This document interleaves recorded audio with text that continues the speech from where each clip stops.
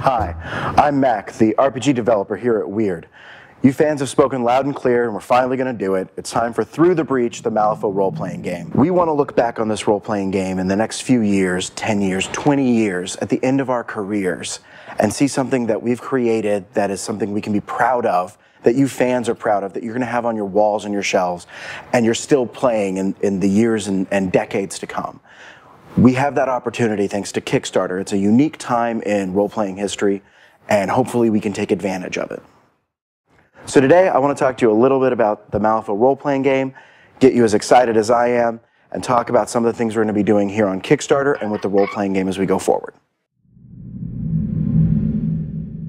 Through the Breach is going to be a role-playing game about themes. Not just the themes that the storyteller decides on, but themes that are built right into the mechanics of the role-playing game. Through the Breach, the title tells you everything you need to know.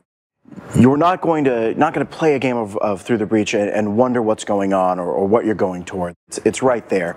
You're ordinary people trying to survive in the hellscape that is Malifaux, with gremlins stealing things while you're not looking, the Neverborn haunting your waking moments as well as your nightmares.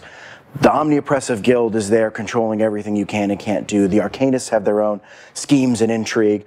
The resurrectionists are running around raising corpses and raising hell. That's what the game's about, is about normal people surviving in Malifaux, trying to make their way and becoming monsters themselves as they try to survive.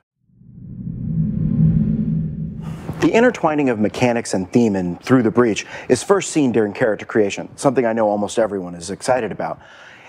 In the Malifaux role-playing game, in the Malifaux universe, people don't get to choose, just like you didn't get to choose who you were born to, the society you live in, your status, what you were trained to do.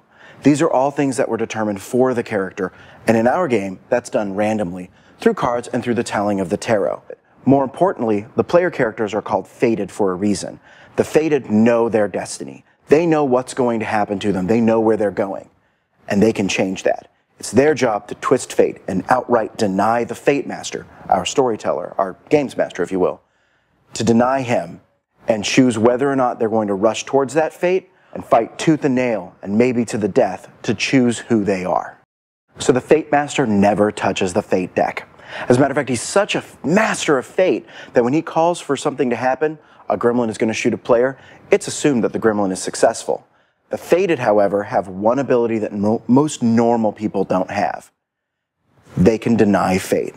So that's when they get to take a flip off the fate deck. They do a little relative math, and just like in the Malifaux skirmish game, they flip a card, add the numbers together, and find out whether or not they were able to tell the game master, no, Mr. Fate Master, I am not shot today. One of the things I know a lot of you players are really excited to hear about is the way in which characters advance as gameplay continues.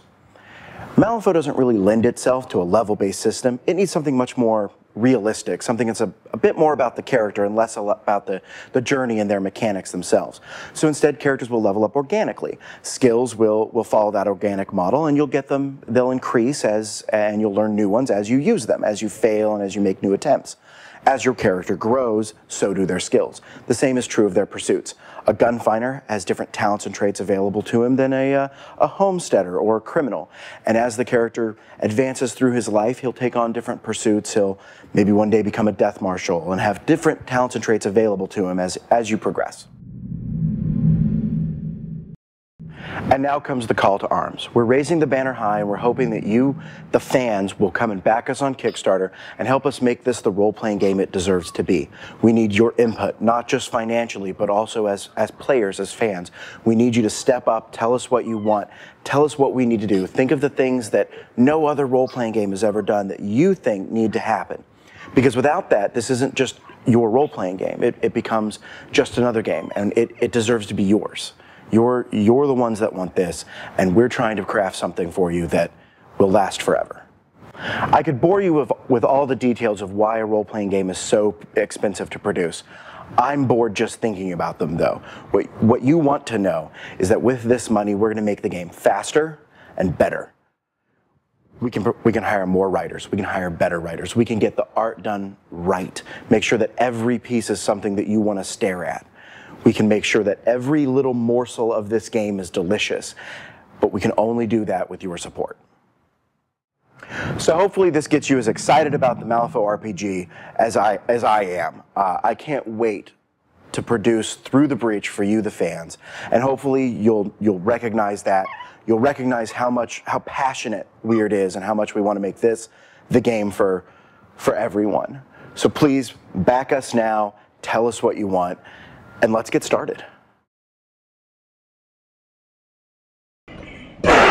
Things happen.